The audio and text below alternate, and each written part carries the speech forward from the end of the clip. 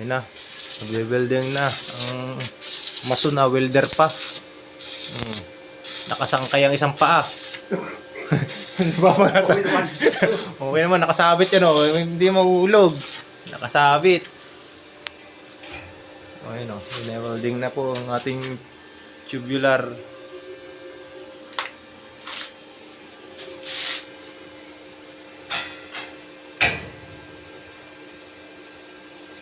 Yan pa, ibang tubular. Ang ganda nitong tubular na ito, haba oh, 2x2. Yan, matibay, nakasakay sa ano. Hindi yung nakadikit sa likod. Ayan talaga tibay kasi nakapatong eh no.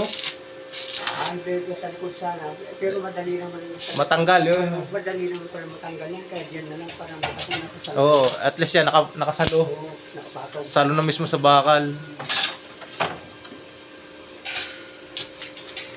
Ayun o. Pati ito, may salo din pala to. Hihiwaan ng konti. Ayun o, salo o.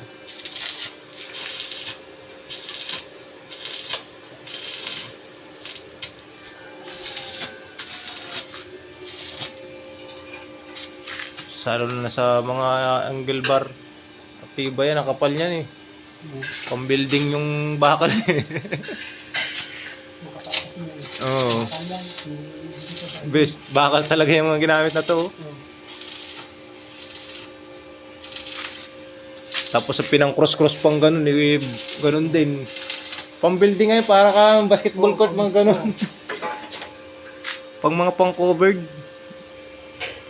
Tingnan mo yung bakal oh, 16 mm. Apakalaki 16 mm. Bungalo tapos 16 mm ang mga bakal. Building yan. Pang building eh, pang abang ng second floor kung sakali.